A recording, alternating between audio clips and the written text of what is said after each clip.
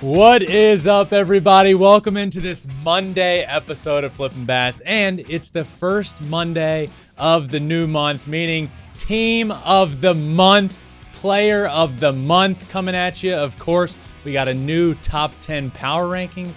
We got Overreaction Monday. We got a new but sad Steven Strasburg update for everyone. A Kizumba Dennis update. A great Yankees-Dodgers series. This is going to be great. Let's get to it.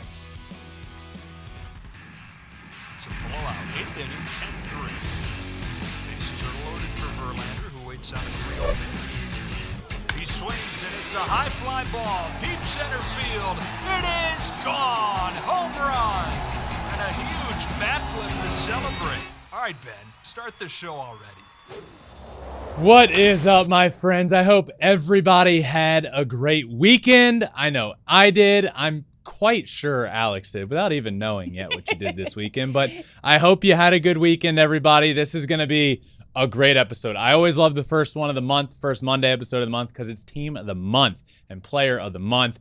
And we are getting currently, as many of you know, we record the Monday show Sunday night during the Sunday night baseball game. So we've gotten a great Dodgers-Yankees series, and it's currently 2-1 in the bottom of the 8th. So it's continuing to be a great story, but we'll talk all about that series. But Alex, I must ask, what'd you do this weekend? I continued the birthday celebration. I did 3 different birthday celebrations. The birthday celebration? Yeah. From last Well, because I didn't celebrate with my family, and then it was also my sister's 30th birthday.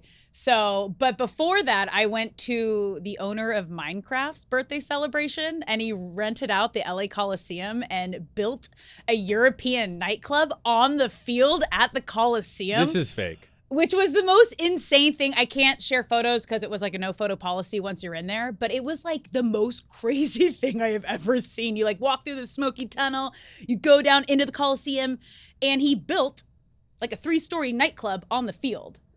Skrillex played, a lot of different DJs. That's not a real thing. And it was a real thing that happened. I don't believe that. They did. It ridiculous. was insane. And then I had a family birthday dinner for my birthday, and then a birthday barbecue for my sister's birthday. So it was just another birthday weekend celebration. You live a fake life. It's just wild. I never know what you're gonna do on the weekend. Some weekends you're like literally in a zoo, and then some weekends you're like in another like La La Land, made up make believe.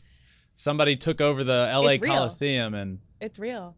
Meanwhile, you are living your best retired professional athlete life. That's true. Just playing golf all day, every day. Please tell me like you're getting great at this point, because you're playing, what, 3 or 4 times a week? Yeah, I play a good bit. Probably 2 or 3 times a week I'm playing is fair. Look at this shot from this weekend. This one made me laugh. This was tell was us what Saturday. I ended up, so it was a par 3. Ended up, I don't know, a few yards left of the green, but there wasn't much room. A few yards in the lake, if you're listening. I ended up in the water. He's in the lake with no shoes on, and he's actually taking the chip from in the mud and is standing in the lake. My ball was, I walked up and I saw it and thought to myself, oh, hell no. I ain't taking a penalty for this. Took off my shoes, took off my socks, went in the water, hit it. It was a really good shot. I've always kind of wanted, those shots you see like somebody does it. I've always wanted to have one of those shots. Like I actually want to have a shot where I can go in and take off my shoes and socks. And, you could do that many times, but you got to go like almost up to your head. This one was perfect. Right on the edge, went in, hit a good shot, ended up winning. Epic. Yeah. I'm still waiting for my invitation to golf with you. I've been golfing since I was 5. So wait, what do you mean? See. You're in a different. You're doing. You're with. I'm here during the weeks. Next week, and you're probably on Jeff Bezos's boat. You never know. Vegas next. Vegas. Yeah. My husband's playing in Vegas. I'm going to the show. All right. Okay. Here's what we're gonna talk about. Yes. This was one of the highlights of my weekend because I've been watching a lot of Kizumba Dennis's games. Ooh, do we have an update? We have an update. Okay. He got into his first game for the Frederick Keys in the MLB Draft League, and his first 2 at-bats, he walked, got on base in his first 2 at-bats, and then his third at-bat, hits a ball up the middle, off the pitcher's glove, sprinting down to first base, and was out on a bang-bang play at first base. But honestly, I just need to say how proud I am of him. I've watched this league. These players are legit. Yeah. Like, we're seeing guys throw 95 in this league, like really top college athletes. And he's just come over into a world that makes no sense to him, extremely overwhelmed and anxious. And literally after 2 days over here, while he's still, he had to navigate through the Atlanta airport and didn't know what was going on and was a little overwhelmed there, very overwhelmed there. Next thing you know, he's playing in games against guys throwing 95, and he's putting together good at bats. I'm so proud of him. I'm so happy. Obviously, I have said I'm going to root for him the whole time, and I am wishing him the best. But you never really know, how he's gonna. I don't think he knew how he's gonna do. When I interviewed him last week, I asked him, like, what's the pitching like that you've faced? Have you, what's the hardest you've ever seen? And he's like, I've seen some good pitching for the Uganda national team, but you could tell he was kind of uncertain. So to come over and face the pitchers that he's facing and put together competitive at-bats, it's just so cool. I'm so proud of him. That's exciting. Yeah. Yeah. Can't wait till he gets his first hit. That's it's coming. I know. It's coming. That's going to be There was a good bang play at first base. It was so close. You know what else is so close? What? The Yankees-Dodgers series, which was our tale of the tape last week. Oh, yeah. It's all coming down to literally right now. That's what we said. I said Kershaw's going to take game 1, Cole's going to take game 2, and we were both like, game 3, rubber match, it's going to be up in the air, and it was a pitching duel. We're now top of the 9th, 2-1 Yankees. 2-1 Yanks, top 9, everything one out. and more, though, that we've wanted in this series. This series, before we even talk about this series, let me just give a massive kudos to Major League Baseball for making this happen with the schedule this year. We need Dodgers-Yankees every year. And now we will. It just feels like it means more. It does. It's just the two massive markets, superstars everywhere you turn. I tweeted this while I was watching one of the games. Baseball needs Dodgers versus Yankees every year. The fact we only used to get it once every 4 years is a shame. This is great. New schedule is a big W. I think I was off there. I think it's every 3 years we were getting it. But my point remains. This needs to happen. And, it just feels like you got Spike Lee traveling across the country for this series. Love it. Because it just feels like it means more. And I've been blown away by the series. Great play all around, good offense at times, really good pitching at times. We're seeing it in the Sunday night game, great pitching. We've gotten everything from Aaron Judge. We got a homer down the left field line, and then we got him, I don't know if you saw this, running Alex, into the fence? running through the fence. The bullpen fence. Caught a ball running back to the track off JD Martinez's bat. Catches it, big part of the game. Runner on first, close game, catches it, and literally runs through the fence, breaks it open. I would hate to be that fence in the moment. That's a big boy. Also, thank goodness he didn't get hurt. Well, that could have been. He missed the Sunday game. So he avoided a big injury, but ended up day to day and not playing in the Sunday game. But he could have gotten a serious injury there. But just a great series, and to me, no matter who you're a fan of, one thing you can't really argue is the Yankees are the Yankees. And whether you love them or hate them, they're like the juggernaut of the league in terms of like massive sports. They're one of the most valuable sports franchises, decorated in sports history. Yeah. In New York, they're the New York Yankees. And then the Dodgers are that on the opposite coast. Yeah. Used to be over there. It used to be over there. My grandma used to go to Brooklyn Dodgers games all the time. And it's the perfect matchup. And the fact that we get this every year now is great. To see Aaron Judge out on the field against Clayton Kershaw and Mookie Betts and Freddie Freeman and Giancarlo Stanton and Garrett Cole. Man, it's been a blast. This has been a great series. and the Yankees are 3 outs away from taking the series. The rivalry is real. And as we mentioned, we got everything we want. The aces showed up to play. The star players gave us everything we wanted. I mean, Friday, the Dodgers came out and scored 6 runs in the first inning. Home runs from Mookie Betts and Muncy. Mookie had a 4-hit game. Kershaw got it done. And then next day, Saturday, the Yankees come out and do everything they needed to do to tie up the series. I mean, I love this. This is what baseball needed. This has been great. So if you hear any screams or anything, we got a close game, and you guys know I get emotional with baseball. Yeah, you'll know what's happening here. But that was a good thing, and is a good thing that's happening over the weekend. A bit of a tough update. Yeah, we got some devastating news about Steven Strasburg shut down from all physical activity with severe nerve damage. Yeah, pretty much shut down for the foreseeable future. The exact tweet was Steven Strasburg is completely shut down from physical activity again and is dealing with, quote, severe nerve damage, as 3 people familiar with the situation have put. This is tough because severe nerve damage, there is a very, very real chance that we don't see Steven Strasburg pitch again in Major League Baseball, which sucks, obviously. That's not me being a doctor saying that. That's me understanding a little bit about severe nerve damage, but also a lot of people saying we may not get to see Steven Strasburg ever pitch again in his career. And it makes me just think about his career. One of the most hyped prospects coming out of San Diego State, one of the more hyped pitching prospects we've seen. Him and Harper, both extremely hyped up prospects. And I remember watching his first outing of his career, where he pitched against the Pirates in his debut. I was on my high school beach week, had just graduated, was at beach week, and everybody was together watching Strasburg's debut. And it was just so dominant.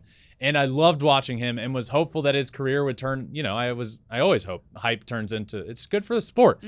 And the career he's gone on to have being injuries, a lot of injuries, but a lot of dominance mixed in there as well. So, Alex, when I think back on Steven Strasburg's career, I'm going to think very good, 3-time All-Star, 1-time World Series champion, and World Series MVP. I'm going to think back on that first ever start that I watched against the Pirates. I'm going to think back about his dominance, and I'm going to think back about that 2019 World Series, because that's going to live with me forever.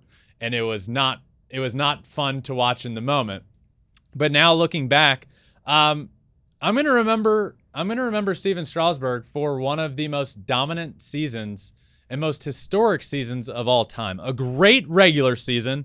He went 18-6 in 2019 with 251 strikeouts, a 3.3 ERA.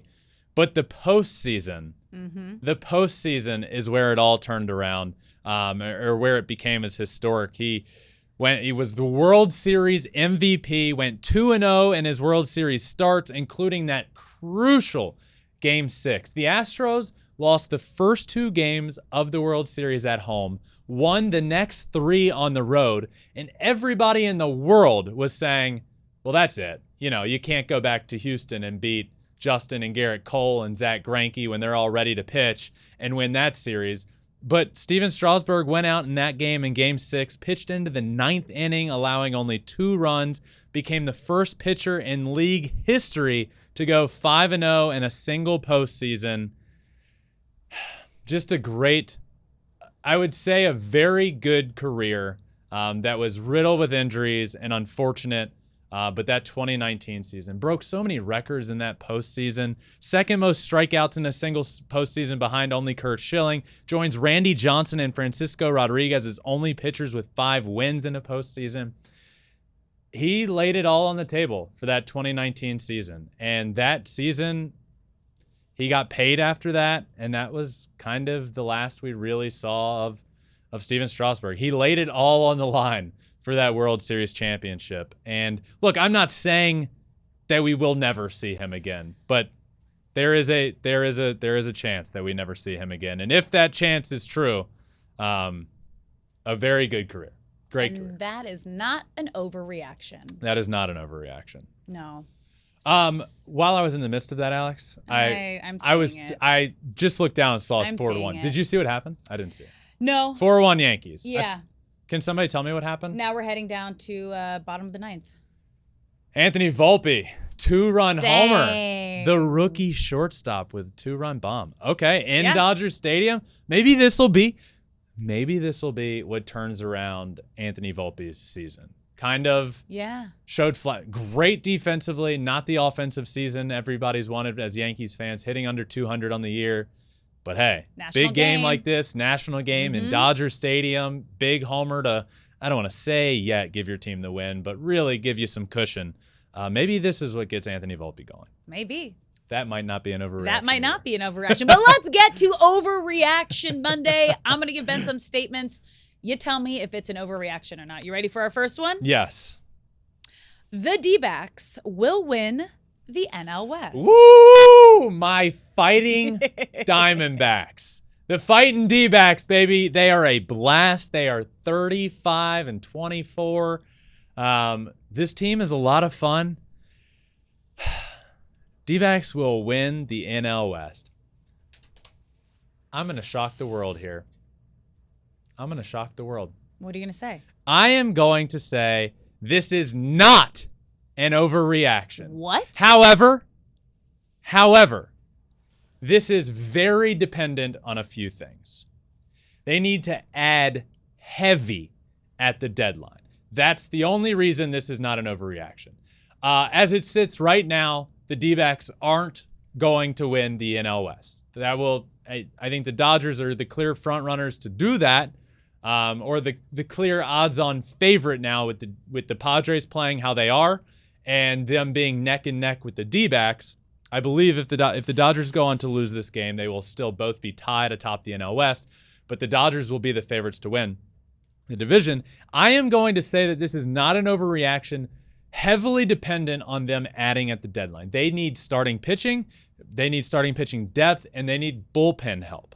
That's the only reason I'm willing to say this. But as you know, I'm a huge believer in this team. My hot take of the 2023 season was that the D-backs make the playoffs. I feel great about that. Yeah, you should. I love that. The Overreaction Monday question of will they win the West? If they have this team all year long, I don't think they can hold off the star power of the Los Angeles Dodgers. But if this team goes all in and buys all in, and I'm not convinced that this organization is going to do it. But if they do, if they go get a pitcher, if they go out and add a Shane Bieber, who I've heard his name tossed around as a possible trade candidate, if they go add bullpen help, they certainly can. So that's why I'm going to say this is not an overreaction, but it's heavily dependent on a few things. You're just glowing talking about the They're D-backs. so fun. Anytime you talk about them, your face just goes to another level. Every time, Alex, that Corbin Carroll does something well, do you know how proud it makes me? I know. Not only do I feel like a proud father, I also look like his father. You do. Yes, and it you has do. been so fun watching him this year. You probably got so tired of me before the season. I did. feel like for months leading up, I couldn't stop clamoring on about Corbin Carroll and how good he is and how he's a comp to MVP Jacoby Ellsbury. He hits for power. He can hit for an average. He can run faster than everybody. And this year, he's got 20 stolen bases. He just hit another homer on Sunday. He's got double-digit homers. He's hitting close to 300. This guy's the real deal. Yep. I nicknamed him MVP CC, and then he came on the show, and I asked him what he thought of the nickname. He loved it. I literally thought it was foreshadowing because I think at some point he's going to win an MVP award. He could win it this year. Look at the year he's having. Maybe not win it, but he could get MVP votes. In the conversation. In the conversation. That's fair. I'm going to bring you back down to life a little bit. Well, I love your excitement, and I love the fire.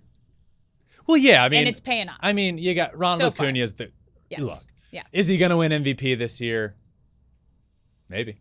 Who knows? Maybe. But he's rolling. The Yeah. D-backs are rolling, and they're tied for first place with the Dodgers, and they're a blast of a team to watch. Who am I? I've been rooting for him. I've been driving the Corbin Carroll fan wagon all year long. Who am I to say no when they're tied with the Dodgers? They need help. They need pitching I like help. fan wagon. I just made that up in the opposed to moment. bandwagon. I was like, I literally thought of it as I catchy. said it. I made fan That was wagon. good. Good work. Did I make that up? You did. Fan wagon. I dig. All right, next All right. one. Moving on to our next overreaction. The Marlins are for real. Absolutely. Yep. The Marlins are for real. Absolutely. I feel like we're watching the NL East and everybody's saying, the Phillies and the Mets are behind the Marlins. Well, pump the brakes here for a second. Let's talk about this Marlins team. They are not getting close to the love they deserve. They have a dominant pitching staff. Edward Cabrera is nasty. Yuri Perez, the youngest pitcher in the game, like the youngest player in baseball, is nasty. Jesus Luzardo, and one of their worst pitchers, starting pitchers this season, has been, reigning NL Cy Young Award winner Sandy Alcantara. You got to believe he's going to turn it around. Through 60 games played, the Marlins are 32-28, tied for the third best start to a season in club history. This team is definitely for real. You want to talk pitching? We can talk pitching with the Marlins. You want to talk offense? Yeah, it might not be up there with the league's best offense, but you want a guy that hits for a high average? Luis Ariz. The guy's hitting 400. I mean, come on. He went 5 for 5 the other day to get his average back up to like 390 on the year. Jorge Soler hit 12 homers in the month of May. You got power, you got average, and then if they can put it all together, you're talking about a pretty solid, decent, I'm not going to use great adjectives here, but a pretty decent offense that's capable of scoring more runs than their pitching is going to give up. And that's why we're seeing them be very good, because of dominant pitching, an offense that's able to get it done, and really good defense as well. So absolutely the Marlins are for real. Yeah. Give them some more love. Yep. Not only are they for real, they're not getting near the love they deserve. No. I agree with you. Okay. All right. Moving to our next overreaction. Tristan McKenzie's return will lead Cleveland to the AL Central title. Well, Tristan McKenzie is back. Yes. That's the first and foremost, which is great. He gave up 1 hit over 5 innings in his debut today. His first start of the year, and he just picked right up where he left off. The guy's nasty. Overreaction Monday. Will his return lead to an AL Central title? No. Okay. The Guardians' problem isn't pitching. It's that they can't hit. That's fair. They can't hit. You got guys that had great breakout years last year. Ahmed Rosario can't hit. Jimenez can't hit. These guys are just not able to hit right now, and it's gone a complete opposite direction. They don't look good offensively. So I'm going to say no. Okay. I think the Minnesota Twins are by far the more complete team. I really like their rotation. I think offensively they're light years above the Guardians.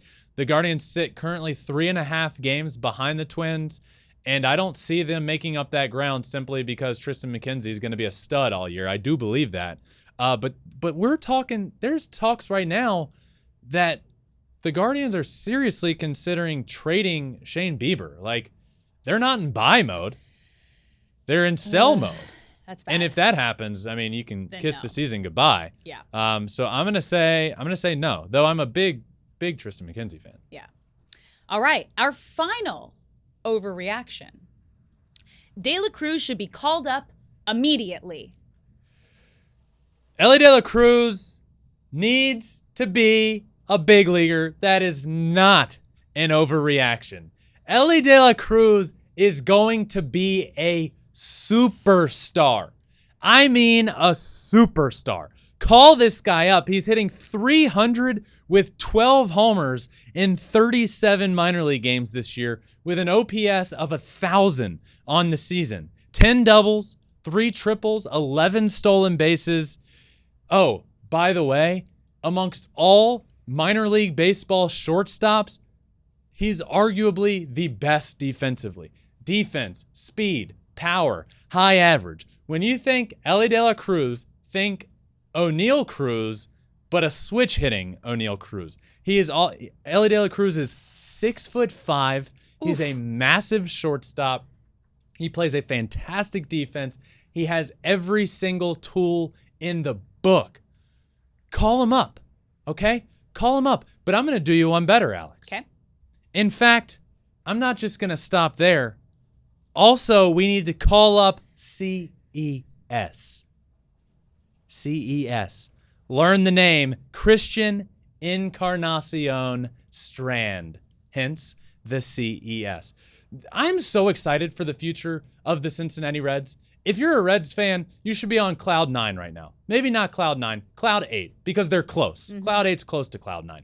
You're so close if the organization does it right, which, bear with me, I don't know if I believe in them, but the pieces are there. Let me tell you what Christian Encarnacion Strand, CES, is doing in the minor leagues. He's batting .333 with 14 homers in 36 games. These two, along with what we already see in the big leagues with Matt McClain, with Jonathan India, with Hunter Green, with Nick Lodolo, this team is on the cusp of, if they do it right, you can see the pieces of them being very good. It is an exciting time to be a Reds fan while also not being out of a very poor NL Central, which goes back to your original question, Alex. Call him up. Yeah. Call him up. Elly De La Cruz and CES are dominating in the minor leagues. Call the guys up, add them to this team that is certainly in contention. They're coming off a tough weekend series, but call them up. Let them be a part of this. You're not far out of first place, a.k.a. a playoff spot. Call them up. Let the kids play. I'll say it again. I've been saying it with the Mets all year. Let the kids play. Absolutely. Call them up. But more than that, just Reds fans, you got some talent coming. Elly De La Cruz is a future mega superstar in this game. I will not stop short of any adjective you can find. The guy is going to be the real deal, and he's around the corner. I think he should be up already. I know Matt McClain's playing a great shortstop. Put him at third base. You can't have a problem of too much talent. Let the guy play third base. Move Nick Senzel to the outfield. That's certainly a possibility. Senzel's been good. Move him to the outfield. You got flexibility there with a utility guy. Come on. Let me be in the front office. I'd call up those two guys. I'd shift Senzel to the outfield, and I'd stop selling off pieces, and I'd pay guys. Pay players. Have fun. Win games. Simple. Simple. Easy peasy.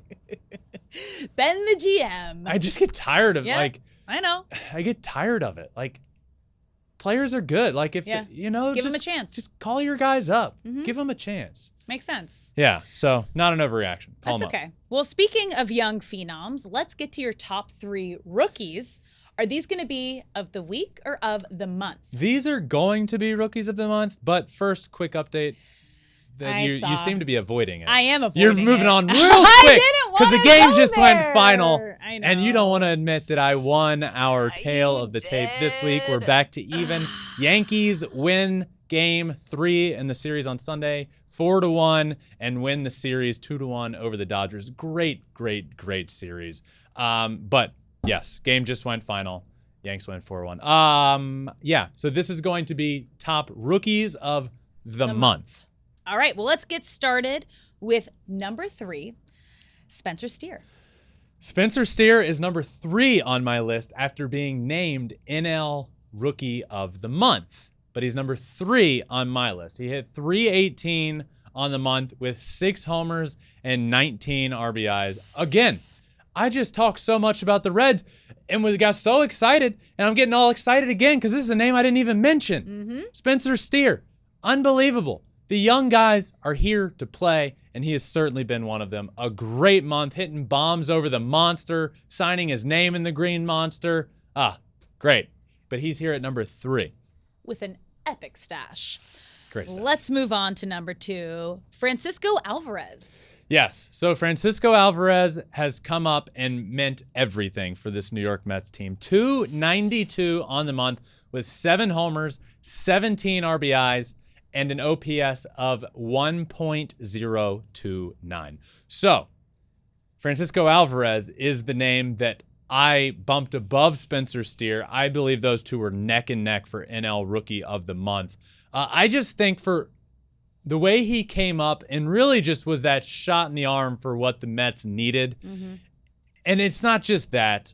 Statistically, yes, the homers, the OPS is there, but the clutch hits. How many times this month have we talked about this Mets team needs some help? Francisco Alvarez stepping up to the plate, down 2 runs in the 9th inning. He hits that huge homer that ended up beating the Tampa Bay Rays in that huge series. And he's had multiple huge, massive clutch homers. So yes, the stats are good. He's been great. I don't think when Omar Narvaez comes back that he is going to be the catcher that goes down, which I think was the original plan. I think he's come up and forced the hand into being the starting catcher for this New York Mets team, the number 1 prospect. I think, look, I texted this to Justin the other night. He's gotten so much better, I think, behind the plate. Just watching how he leads a pitching staff, how he's framing pitches. I think he's gotten so much better from when I first saw him call it up. I don't think he was bad by any means.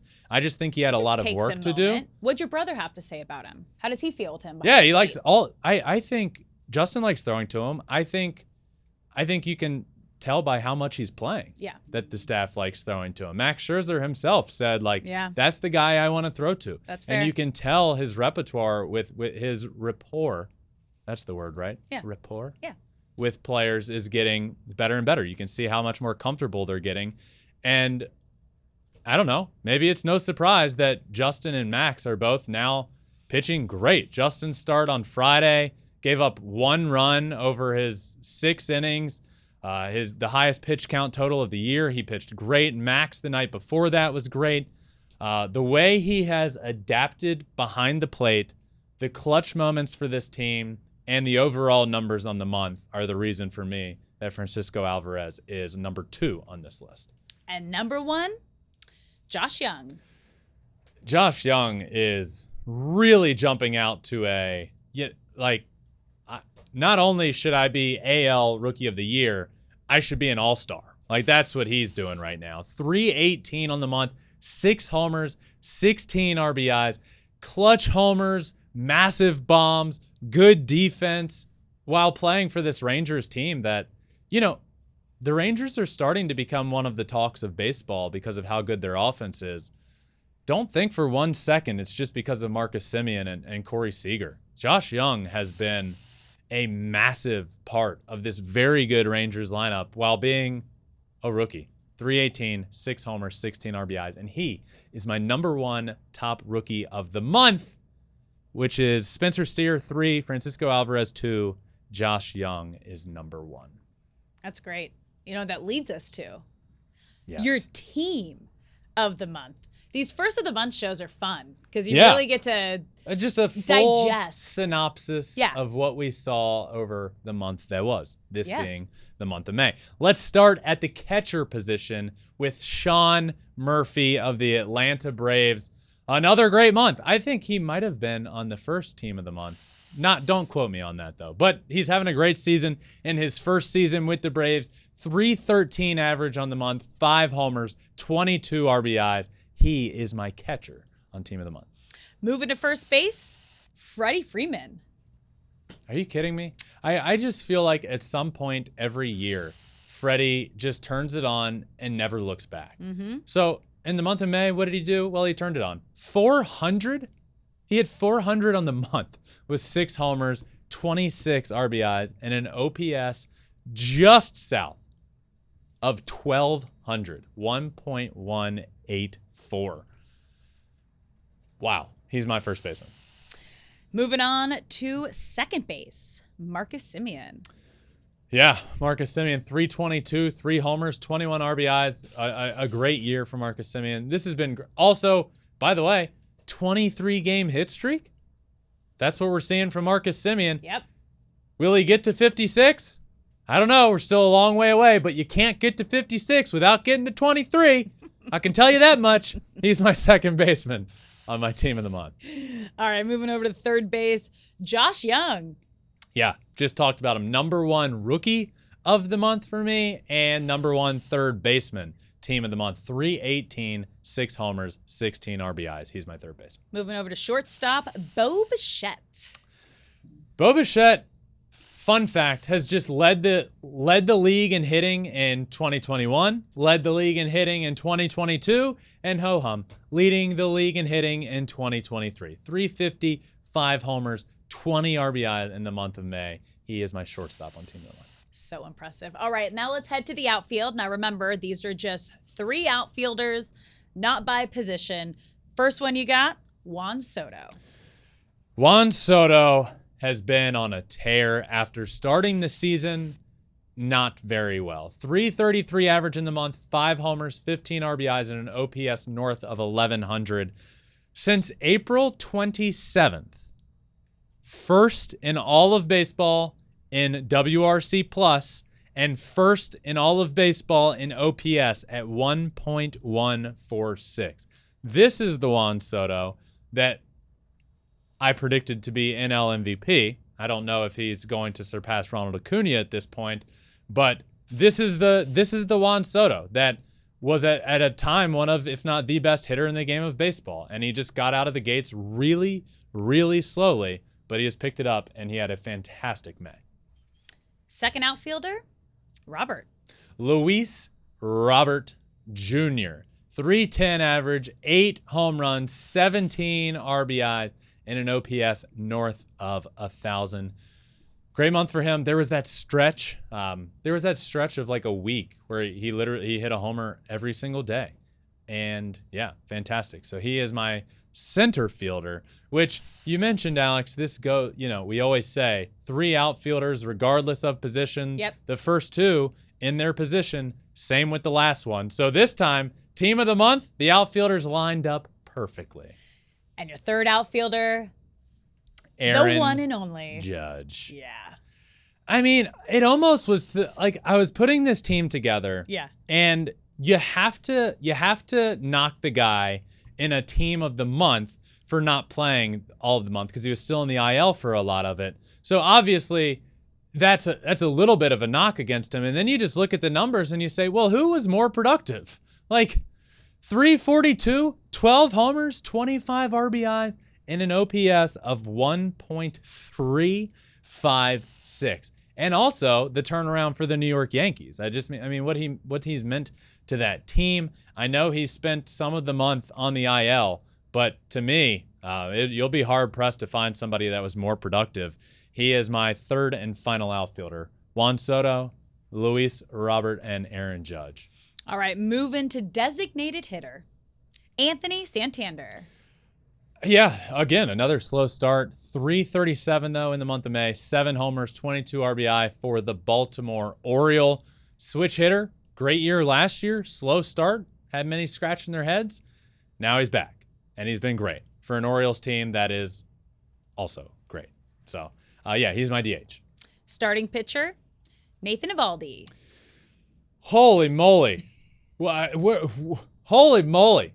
4-0, a 0.96 ERA, 31 strikeouts in 37 2/3 innings pitched. By the way, that's just the month of May. He also pitched Sunday and was dominant again, but that can't count for these stats. But another win. But in the month of May, with Jacob deGrom out, he has stepped up and been huge for a Rangers team, which guess what? You look at the Rangers team, 3 of them are on this team of the month. Nathan Eovaldi, great, my starting pitcher. Your closing pitcher, Alexis Diaz. Alexis Diaz, Edwin's brother, from one dominant closer in Edwin Diaz. He gets hurt and goes down, and up comes Alexis Diaz, who showed last year that it looked like he was going to be a dominant reliever. And yes, that is the case. 9 saves on the month, just 1 earned run and 5 hits, 22 strikeouts, and 12 1/3 innings pitched. 13 for 13 and save opportunities on the year. I really like this team. We had a great May. Me and my team had a great month of May, so that's why I put them together. Great. Good on the Rangers, too. Three of the. That's incredible. How many are they? That's 9? how you got to show they're for real. Yeah. And they're a dangerous team. Okay, so who is your player of the Woo! month? All right, so that's my team of the month. My Yeah. player of the month, Aaron Judge. Yep, Aaron Judge. 342, 23 runs scored, 12 homers, and 25 RBIs. And really, the turnaround that the Yankees offense needed. Not that they weren't good, but, here's a fact.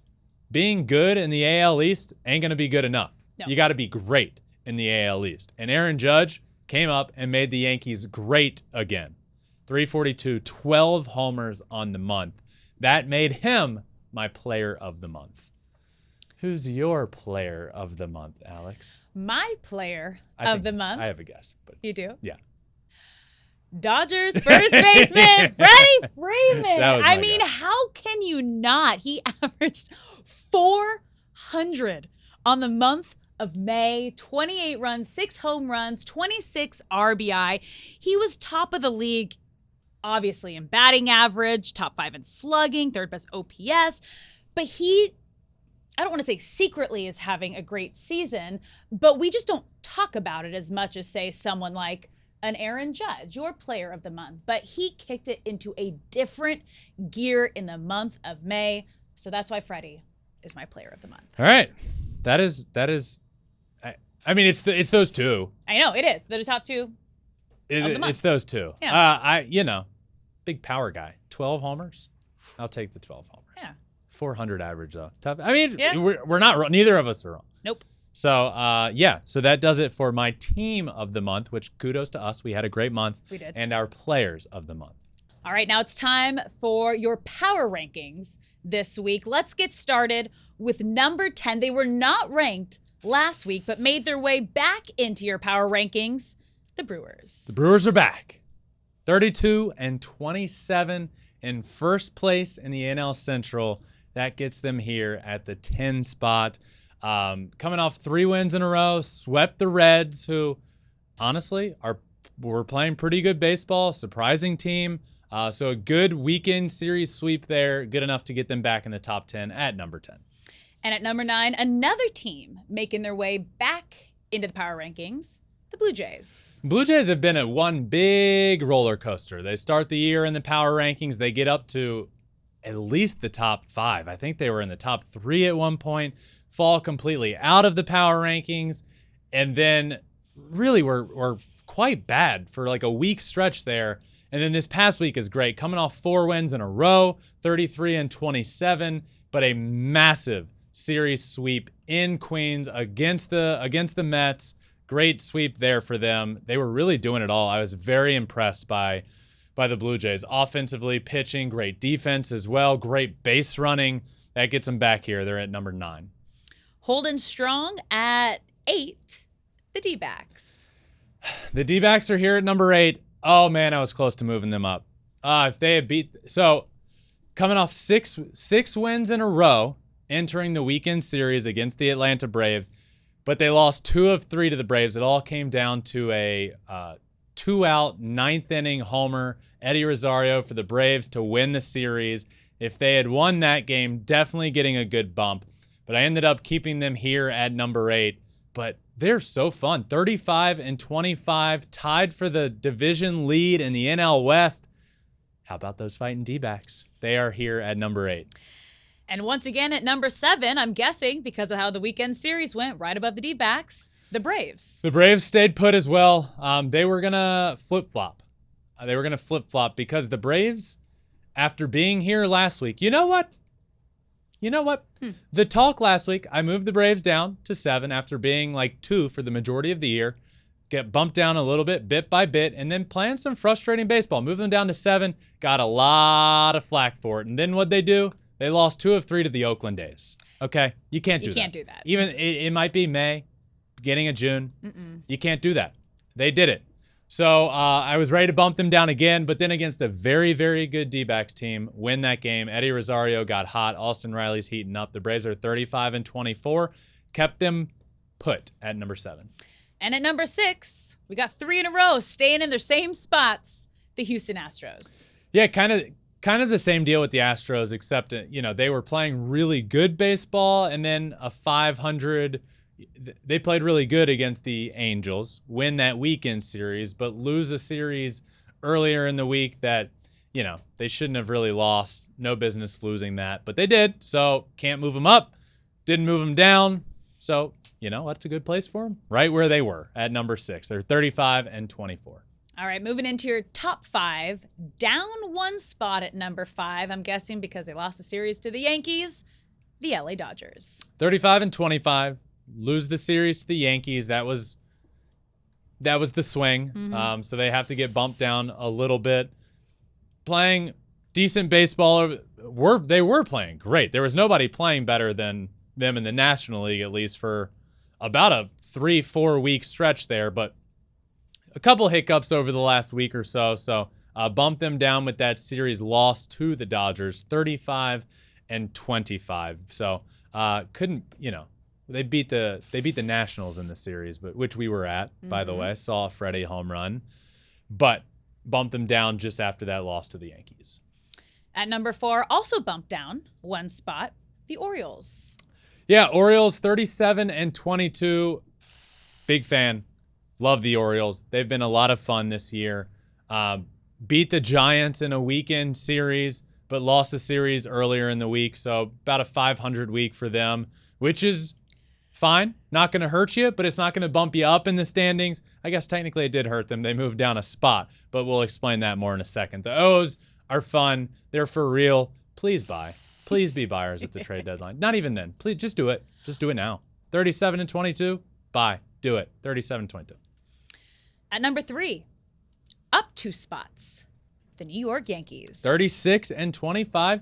Look, I know the Orioles have the better overall record, but power rankings isn't about record. It's about current form. It's about the way you're currently playing while also keeping in mind the season.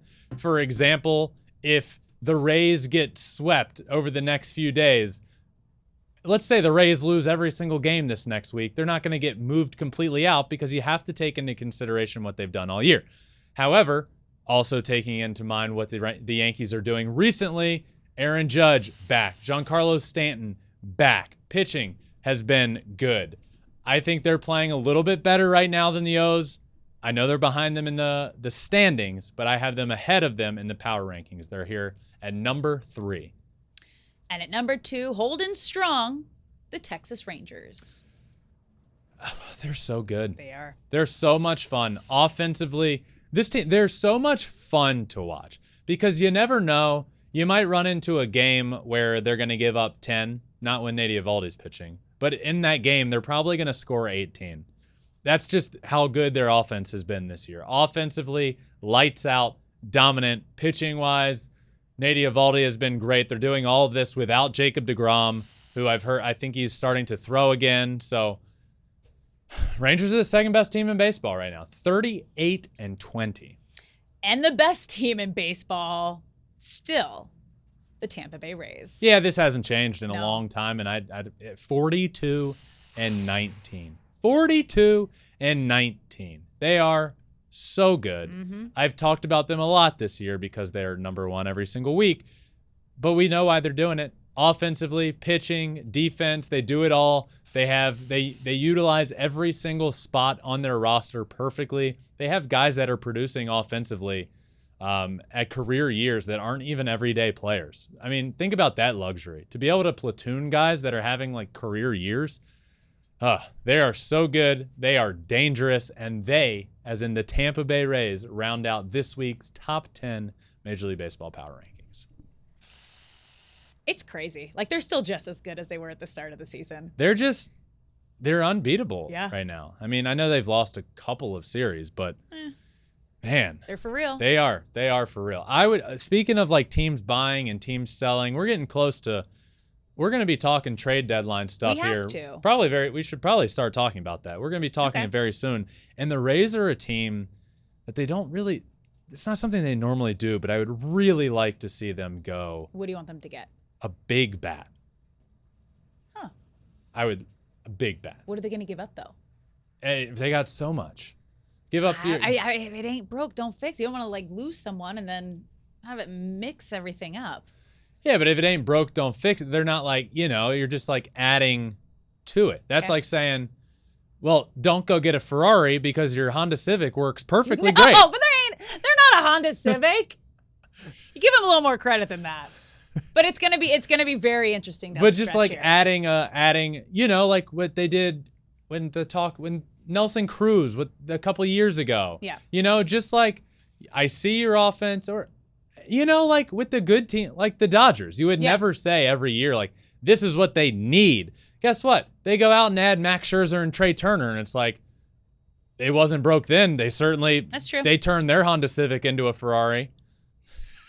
That's what the Rays need a Ferrari to their Honda Civic. That's it. We're done. Thank you all for listening to this Monday episode. First Monday episode of the month. We will be back tomorrow with 2 episodes. One drops normal time, overnight, 5 a.m. Eastern, 2 a.m. Pacific, and then another one later in the day this week in Shohei Ohtani news. But that does it for this Monday episode, my friends. Thank you all for listening. Make sure you subscribe anywhere you listen to your podcast, Apple, Spotify, wherever. We're also on all social media, Twitter, Instagram, Facebook, TikTok, and you can watch everything we do on YouTube as well at Flippin' Bats Pod for all of them.